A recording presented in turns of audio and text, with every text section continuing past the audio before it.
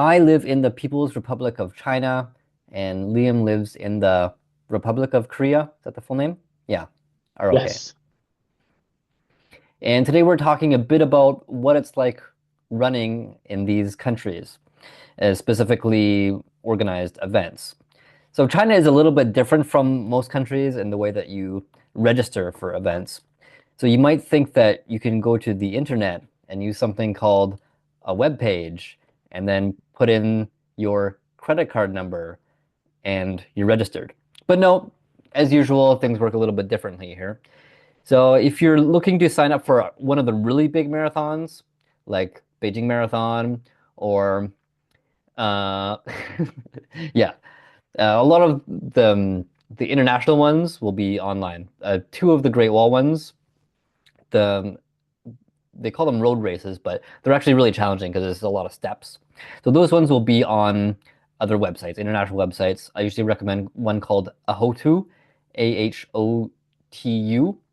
Maybe that means something in some language, but they've got marathons and all other kinds of running events from all over the world, and it's very well laid out. So you can use that for everywhere, including a few of them in China, but not a lot compared to how many there actually are. Most of the ones are totally off the grid. So there you have to use China has its own internet. And how you get access to these things is there's an app called Mala Mala. So the word in Chinese for marathon is Malasong, right? It's just the English word with Chinese characters. And then the name of the app is Mala Mala. So the English name is Mara Mara, Mara, twice. I don't even know if you can find it on app stores outside of China, because app stores are different for each country, right? Right? So if you can't get this app, then there's really no way that you can register for most of these races. So you get the app, you might not be able to get it, but if you do, none of it's in English, and there's no auto translate button or anything like that. So already the barriers are starting to pile up. And I've talked to a few people about how they register for events, and most of them use this one. So it seems to be like the number one, at least right now. And I don't think it's a very good app. I think there are lots of UI problems with it. Like, for example, there's no filter. So you just go to events, race events, and then it goes by month. So you have to scroll through the whole month. And another really weird a feature that I don't know why they didn't add was it doesn't tell you where any of the places are. So it just says China, Luoping County. How am I supposed to know where Luoping County is? So it doesn't tell you a province or anything like that. So I'm finding when I'm browsing through it, maybe some of them are famous enough that Chinese people will know where they are, but a lot of the trail ones are way out in the boonies, right? So I have to look up a lot of them on the map. Oh, this one's 1,200 kilometers away. So I think it's kind of silly, like, right? Like, why wouldn't you just say country and then province or whatever, and then city or county? I don't know. And so, yeah, some UI testing needs to be done. But a lot of people use it, so I guess they didn't bother. And once you have the app and you find the race that you want, you can register an account. You need to register an account to actually sign up for the races. And you can do that straight through the app. I think it was a pretty straightforward process. Some apps in China don't really accept your passport because they're designed for the identification card that Chinese citizens all have. So if you're with a passport, sometimes it doesn't recognize it, and yeah, you have to take some kind of roundabout way of doing things, or you just can't get things done. You also have to have a local mainland China phone number. So you have all these steps that you have to complete, and it's really designed for Chinese people living in China, right? Because they have all that stuff, and it's very straightforward, and they can read Chinese, and they maybe know where a lot of the places are. If you're a foreigner living in China, you can still get it all done. And then if you're a foreigner living outside of China, wanting to come to China, honestly, the best way is to just get someone living here to register for you, pay the registration fee. You pay through the app, by the way, it's connected to WeChat. So you have to have WeChat. In order to pay through WeChat, you have to have a China-based bank account. So you really have to live here for any of it to work. Yeah, so Liam, if you ever want to come run in China, I can basically tell you what races there are when you want to come, and then I'll register for you, and then you can just pay me back the registration fee later. That's honestly the easiest way to do it. But wait, there's more. There's what's called a lottery system. After you register, you join a lottery, and only if you get drawn do you actually get to participate in the race. The first time I went through that process, I had no idea that it existed, right? So um, I was not living in China, but I was planning to visit here. So I had WeChat and a phone number, and that was about it. And I registered for a race and then just kind of forgot about it. It was a half marathon. And then my running buddy was like, "Oh, did you get your lot drawn for the race?" Like, what are you talking about? Drawing lots? What is this? And yeah, as it turns out, if you register with a passport, this is the one advantage to all of this. If you register with a passport, you're much likelier to actually get a lot. It's a little unfair, but they want to internationalize the races as much as possible. So that's one reason why they have the lottery system is so they can pick and choose who actually gets to participate. And if you're a foreigner, then they want you to participate.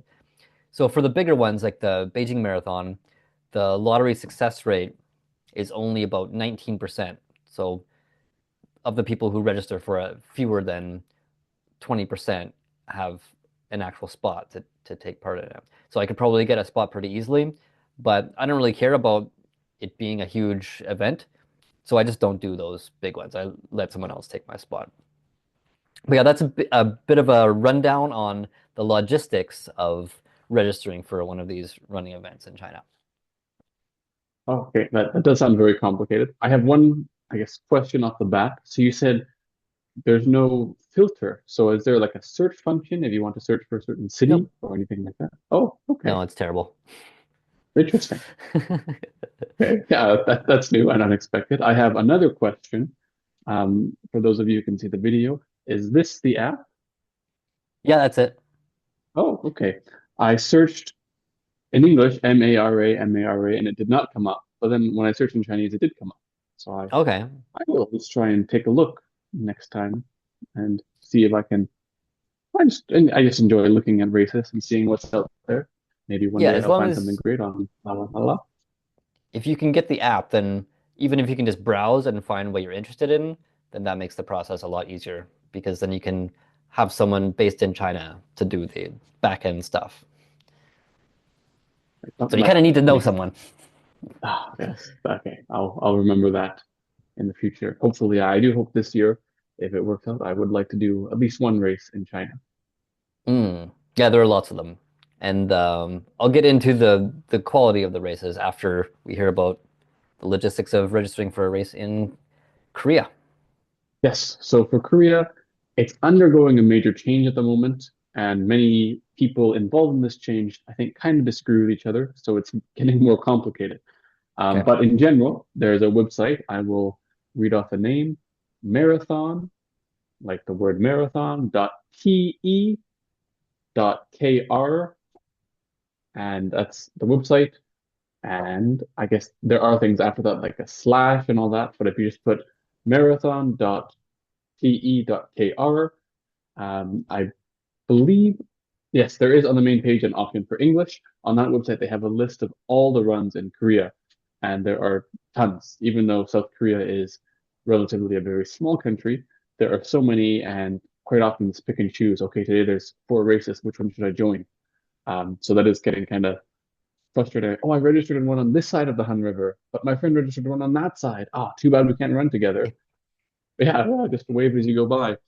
So that's how it's been for a long time. But now the big races are starting to get a little bit more complicated. Some might say greedy. I guess they really want to compete and kind of be globally known, even though they already sell out domestically. The prices are going up a lot. I guess supply and demand. In the end, everyone just wants to make money, so it's understandable. Businesses need to business. Yeah, so the price is going up a lot, but the registration process has changed a lot. So now they have a lottery system um, where you have to register very far in advance for some. but others there's no lottery system. Actually, now that I think about it, I don't think the lottery system is implemented yet. So I take that back. Now it's a first come, first serve thing. And Hmm. for those who have lived in Korea and have ever tried to buy tickets to a musical, it's super competitive. And I haven't tried it, but as soon as tickets open, people are sitting there 5 minutes before with their mouse and click, click, click, click, click, click. As soon as it starts, and 2 minutes in, it's sold out for almost all major musicals. And that culture has unfortunately moved to marathons. So now you need to be really kind of tech savvy or at least fast to be able to click in those first 2 minutes to register. Another common problem that is arising now is these websites are not designed for that much traffic. And when everyone tries to do that, quite often they crash. So now every major marathon website, Hmm. even if you're right on time, it'll crash and you have to come back maybe 10 minutes later, maybe 12 minutes later, maybe 2.5 hours later. You don't know. So it's very frustrating. And many people who start to register don't get to finish. And in the past year and a half, it's really started to go through this change. So it'll get better, I'm sure. But for now, all the major races are very tough to register for, and they sell out very quickly. So I would recommend a smaller race. And on this website, marathon.pe.kr, if you want to be more specific, /schedule_index, we'll have a list of everything. It is, I guess, in Korean for most of these races. So this is just a list of the races, and each individual website is mostly in Korean, unless it's a major race. And for actually registering, usually you do need a Korean bank account. For the major ones, you can use a credit card. But if it is a smaller race, people are very, very happy when they see someone from another country who wants to participate in their race. So if you send them an email, they do have a race director email on each of these. They'll probably be very accommodating and find a way to help you. Or I guess similar, like you mentioned with in China, if you know someone in Korea, they can easily help you with a bank account, making a payment. And yeah, in general, as a foreigner, if you go to a race in Korea, especially if it's in a small town, you Hmm. kind of feel like you're famous. And I've had one where the mayor of the city saw me. I don't know if it was because I was foreign or because I was a dinosaur. One of the two. He came up, he wanted to shake my hand, and it's 2 minutes before start. I'm like, I thank you, but I gotta run the marathon. But he's like, oh, here, take my car, let's take a picture together. And it's I'll I drive guess you. kind of yeah, you don't have to run at all. And sometimes they give huge trophies just to foreign participants. And so after one, everyone Oh. gets a medal for finishing, but every foreign participant got a huge medal, like the size of my head in terms of length, not width. But yeah, huge. And it was nice, but I thought I didn't really deserve this. Like I didn't do anything special other than looking a bit different. But I guess they're really appreciative when that happens, and I've gotten lots of extra snacks. Sometimes they just gave me an extra bag of like race swag after the run. Then I'll take another one. Especially in the countryside, some people have come up and said, "Oh, no, wait here, wait here." This was a race director. He said, "Wait here, I live by. I'm gonna get something for you." And he came back with a huge container of homemade kimchi, and he said, "Take this with you on the Mm. 4 hour ride back to Seoul." And so people are very kind and welcoming. So that's a nice part. But registering can be a little bit difficult if you don't know a lot of Korean. But the dates are there and the location. So you can use, it's in the browser, you can use just auto translate and get a gist of it, or you could learn Korean. That's another way. But it's not too complicated now, and that is a great database that has all the races in Korea. And so you can use credit cards for most of the international ones, and it can be an Great. international credit card, right? Yes, yes, that is true. 'Cause I know for Japan, it's quite hard to register for races. Like they're not really set up for people who aren't from Japan to use. So in China, they don't have credit cards at all. Like everything's through WeChat. There's no other way Right. to pay. So unless it's a really big international one that's going to be on a Hotu or whatever, then mm, yeah, you kind of need someone to help you with that. Right. And And I guess one thing related to that is if you are a foreigner living in Korea, it's actually more difficult to register for big races because you choose Korean citizen or foreigner. And if you choose foreigner, first of all, it automatically goes to English. So even if you're fluent in Korean, but you come from a country that doesn't speak English, you now have to do it in English. And I guess sometimes they only want an international credit card, even though I have a Korean bank account and it's so much Mm, simpler. It gets a lot more complicated for me because of that. So that's kind of frustrating. I can see that. Let's talk a little bit about how the races are actually organized. As we've run in a few different countries, so we have a bit of context here. The ones in China are actually quite well organized. Like they tend to close off all the roads, so you never have to worry about vehicles or anything coming in there. And that's one thing I really like about races in China. Some of the other Southeast Asian countries, they don't really do that, so you're kind of on your own, and it gets a little dangerous sometimes, or at least a little sketchy. And they'll have the routes marked very clearly, and usually the big ones. I don't think I've done a small one. Yeah, there's usually enough people that you're not going to be on your own for very long, and the drink stations are always quite good, and they'll have porta potties and that kind of thing. Um, one kind of funny thing about running in China is people will play the sound off their phone while they're running. So as soon as you pass the 10-kilometer mark, there'll be like 16 people around you whose phones all go off at the same time. You have run 10 kilometers. Your current time is 53 minutes and 14 seconds. Your current pace is 5 minutes. Put on some earphones or at least mute your phone, right? But that's not considered something that you shouldn't do. It's just a normal thing that people do. And yeah, like in terms of the swag and everything, mm, they're usually quite generous, and yeah, everything goes off without a hitch. Like you get your chip time quite quickly. So I'd say overall, other than the loopholes that you have to go through to get registered, and if you do live here, it's actually quite easy. So for Chinese nationals, it doesn't seem as complicated as it might to us, and a lot of them have government sponsorship, so they're done in collaboration with the government, and yeah, everything just works quite well. Yeah, how about in Korea? Yeah, in Korea, it's big races are also in transition period as well. Um, I guess the race swag is getting has kind of been lacking in the past few years for big races. Mm, I guess they're focusing on fixing the registration problems first. So in terms of food or even like whatever race shirts or things like that, there's not much improvement lately. But small races tend to have a lot more, in my opinion. mm, I went to one on an island and they gave away like dried squid. You got a big box of dried squid, which is like $30 each, and they gave that out. And um, yeah, some have like a little running fanny pack kind of thing. Some have, of course, many almost all have t-shirts. You can often choose for races what you would like as your, mm, I guess, as your gift. So maybe it's 45,000 won for normal registration, or they have a 35,000 mania option.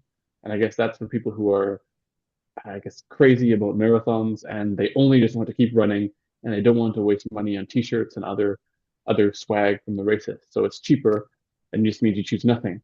But if you choose the 45,000 won, prices can vary. If you choose that option, sometimes there's a drop box. Would you like the running sunglasses? Would you like a running t-shirt? Or mm, would you like 5 kilograms of rice? Sometimes they do have that. Um, Different cities, I guess they plan their marathon around their harvest.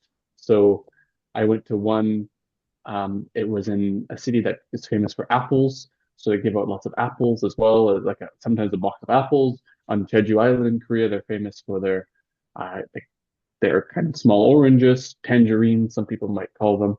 And there was one race where everybody gets a big box of tangerines, but it's on an island where you have to take a plane. So it's very complicated to take back to your house. So they also have it set up. They can mail it for you to anywhere else in the country. So it's very worth it to visit anywhere outside of Seoul. Seoul is still nice, but outside of Seoul, you get a lot of very interesting experiences in terms of race swag. And as for, I guess, road blocking and things like that, yeah, they do block off traffic very well. Most races have a 5 hour cutoff time, and it's strictly encouraged, but not super strictly enforced. So usually, if you are going to pass the 5 hour cutoff time, they tell you to go on the sidewalk, but they still let you finish. As races are getting bigger and more people are joining, it seems like they're trying to avoid that and they will make it a bit stricter. But for now, usually if you're just not going to make the 5 hour cutoff, they say, okay, we're going to open the road again, run on the sidewalk, follow the street lights. You're not going to win. Just go for finishing. And so I think that's a nice thing they do because there are a lot of people who can't always finish in the time limit and they went all the way to another city, so might as well get a medal. Wait, so you're saying the cutoff time for some of these full marathons is 5 hours? Yes. That's very short. Yes, yeah, compared to other countries, yeah, very, very short. Because especially in Seoul, if it's one that blocks off the major streets, businesses get very angry. And since it's getting a Mm, lot more popular lately to be running, there's getting to be a lot of races that block off the major streets. And I think businesses are getting very, very frustrated and I guess understandably having some financial suffering because of it. So there's a lot of backlash. So now they're getting a lot stricter about exactly 5 hours and trying to keep it wow. down. I thought 6 hours was short. My first Yeah. four marathons were all over 5 hours, and there were still lots of people behind me. Usually, like 7 hours is what I see. Yeah. Yeah. My first marathon was also a 7 hour time limit in Yeah. Vancouver. Do you think that's a Korea thing, or is it mostly just in some places where the businesses are more affected? I think it is a bit of a Korean thing. To quote an older Korean marathon runner I met last week, he said, our country is so right now, right now, right now, right now. And he said, I guess it's just culturally, Korea is a country that developed very, very quickly, relatively to its history. It went from just grew to a huge economic power in a very, very short time. So culture followed that in many ways, and people and businesses kind of lost that feeling of just relax, take a breath. And so he said, Mm, for now, marathon culture is also following that pattern, and it's maybe it'll change one day, but yeah, for now, in general, the culture is quick, quick, quick, do it, finish, move on, next thing. That's kind of the culture in many aspects of life in Korea. what about the running clubs? Are they like that too? Or are they more chillax? Mhm.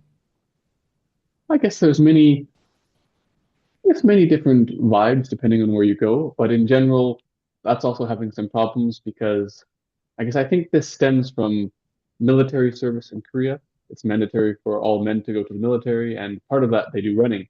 And that's usually the first time people do running in their lives regularly. And it's just two lines beside each other, just run in two lines, follow each other, and someone ahead will say, like, there's a hole in the ground on your right, there's a sign on your left, just to let you know so you can stay safe while running, which has benefits, but it also means people in the back don't really pay attention to their surroundings as much. Because, oh, if there's something ahead I need to worry about, they'll let me know. And so as running crews are getting bigger, it's turned from, okay, maybe six people in two lines of three, suddenly turn, okay, now there's two lines of 10, and it's getting really long. And if you're at the back of that, not paying attention, you can hit a pedestrian. And there have been a lot of complaints from the general public. So it is kind of changing as well. And the general public is getting very angry about running groups now. So in major parts of the city, they're saying no more than 10 people or no more than this or watch this. And there's getting to be a lot of regulations as people have conflicts. The overall vibe that I get about Korea is that there's lots of people who are really obsessed with stuff, and then a lot of people who are angry about those people for whatever they're obsessed about, and then people making angry rules to keep those people from doing those things. Yeah, Does basically, that sum it whatever up? question you ask, yeah, whatever question you ask, like, oh, are there people like this? The answer is yes. Whichever side you're on. Oh, are there people who like it, who love it? Yes. Are there people who hate it? Yes. Not so much in the middle. It's always just absolutely or absolutely not. Mm. Yeah, it's a growing process, but there are great places to run in general. And that's how you run with a run club, is you just go in two straight lines and run laps or whatever. Yeah, and I guess now actually laps are hard. This is another story, but now most running tracks in Korea were completely oversaturated, and they changed it to no running groups allowed. Individuals can run, small groups of friends, but running crews, there's just too many get off the track is what Oh a wow. big issue in South Korea now. In Seoul, at least, that's a big issue. And in general, places like the Han River in the middle of the city, there are lots of groups that run around there. Just go out and back or small streams around the city. That's fine, but quite often there might be other people on the tracks, but it's not as bad in those areas. It is still quite pleasant. But yeah, the whole running in two straight lines all the time can be a bit weird and intimidating for someone who's not used to that. And let me guess, there's lots of chatting going on while you're running, right? That also depends. Not, yeah, sometimes, but not a lot in the winter, especially now that it's Hmm. the cold months. I think people put on like their warm face masks and cover their mouth and just say no, just just let's just go.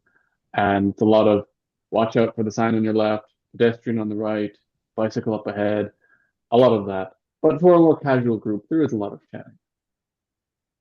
The casual groups sound like a lot more fun. I completely agree. That gives me hope because China sounds actually a lot more fun than Korea.